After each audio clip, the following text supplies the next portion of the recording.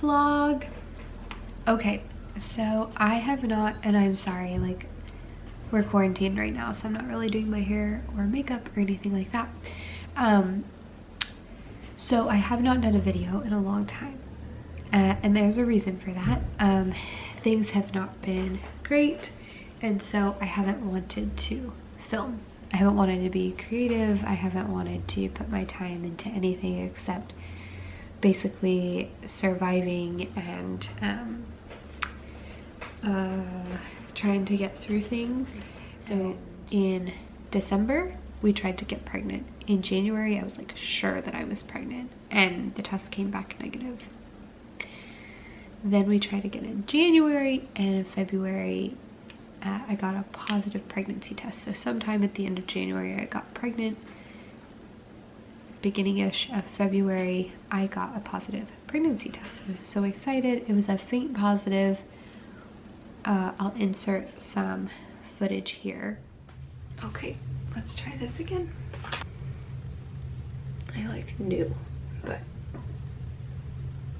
it still sucks. I'm like ready to be. No baby this month. Alright, bye guys. You guys, oh my gosh. Okay, so this morning I told you that it was negative, but I went back and I looked at it and it's a really faint. It's really, really, really faint, and really by this point I feel like it should be a little darker. So I'm going to show you in the sunlight and you can, I don't even know if you'll be able to see it. Okay, let's see. I'm going to show you and I'm going to see if, come on. You'll notice the control line is really not very dark and very thin. And if you look closely, there's a little faint line. Very, very faint. But it was a faint positive, but I was like, well, maybe I'm a little early. Maybe I ovulated a little bit late. Who knows? Tested a couple days later. It seemed to be a little bit darker. Insert that here.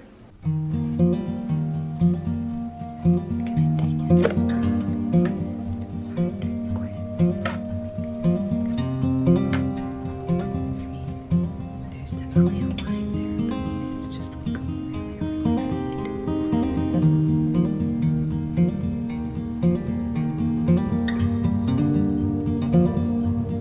I'm pregnant. Which would be amazing. I'm gonna go show David. Let's go show David. I'm pregnant. It got darker. Yeah. I don't know. I don't know, it's still really faint, isn't it? Yeah, it's so faint. Yeah, you want to tell everybody. And then I tested a day later, I think, and the line had gotten fainter. I'll insert that footage here. But this morning when I tested, I got an even fainter line than I got 2 days ago, which is a little concerning. That doesn't look good to me. So, I don't know, that's not really normal for it to not be darker 2 days later. And today should be the day that I like miss my period, so. So, what had happened is I had a chemical pregnancy. So, which I didn't really know what that was at the time. So you'll get a positive test, the egg is like fertilized, it implants, everything's going great, but something's wrong with it chromosomally most of the time. And so February 5th I got a positive pregnancy test for 5 days. I thought I was pregnant. I was so happy. This second baby is so wanted. And we were talking about, you know, Dawson having a little brother or sister, and we were just so excited. I'm so ready for another baby. I'm like emotionally, I'm ready for it, and it's not happening like it did the first time. Oh my goodness. Do you want to say hello? He's happy. So I updated a couple days ago with the second positive pregnancy test that I took, or third, and how the line hadn't gotten darker. So I miscarried yesterday, having like the worst period of my life. Sorry if that's TMI. I'm so tired. Obviously, I'm upset. Not super surprised that those tests they weren't strong enough for me to feel confident. I mean, it was weird. They were so faint for so close to my period. And that's just not... that wasn't my experience with my son. We were out with friends yesterday. We had a great day, and then all of a sudden I just was like, what is that? and I went to the restroom, and I was like, oh god. And I just like turned white. And I went back out, and my husband saw me, and he was like, what's wrong? And I was like, told him, like, I'm bleeding, like, we're not this is not gonna make it. Like, it wasn't just... Anyways, I also got, I don't know if you can see it, I got a really bad cold sore. I thought that was really weird because the last time, and it's the type that like, it makes my face hurt. My whole face hurts, and I'm getting a cold too, so that could be why my face hurts as well. I'm about to take some hella Advil. This is the update, sorry. So, just a few days later, still on my period, my mom has a major medical procedure that's worrisome because it's a pretty big deal, and she has that medical procedure. She comes out of it and she's having some side effects and a lot of pain, and so that was stressful on the whole family. Even though I'm not there physically, it was stressful for me to know that she was in pain and that she had to go through that, and that I couldn't be there with her right at that moment. We live 3,000 miles away from my parents. So that same day that my mom was going through that, my dad got engaged to his new girlfriend, which is great, but it was a lot to take in on one day. And that's all I'm going to say about that. It was a lot to take in on one day. The day after all of that happens, we move into our Airbnb because our house is getting renovated. The day we get into the Airbnb, Dawson starts losing his mind. And I mean losing his mind. Everything is a fight, everything is a fit, which, if you know my kid, because you know us personally, is very unlike him. He is a very calm child. Not the case this time. But Sunday, I start to notice he's got this rash on his feet. It looks like red spider webs underneath the skin. The next day I notice it's on his hands. And I put two and two together. I don't know if you remember me saying, but I had that big sore on my mouth that hurt so bad, and I was so irritated and so tired. So I think what happened is I got hand, foot, and mouth, but the only hand, foot, and mouth disease, but the only symptom I had was that sore, and the mouth sore, and Dawson got it, and full blown got it. I mean, his whole foot was red, his hands were red and blistery.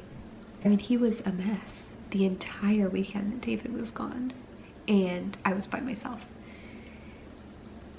And then, so that, I mean, that's what, barely a week? That's from miscarriage to moving into the Airbnb and figuring out we have hand, foot, and mouth. And all that stuff happening with my mom and dad. 1 week. I mean, I thought I was at my wit's end at the end of that week. No, it gets better. So we had a trip to Texas planned, which, when all of this was happening, was like, oh, thank God I get to go see my family in Texas. I get to help with my mom, who is going through all of this stuff. I get to see my family. I get to have help with Dawson. You know, David's been working on the house a lot. Like, this is what I need. Like, I get to see friends, and oh my gosh, thank goodness we get to go on that trip. And I had to call my sister and cancel our trip.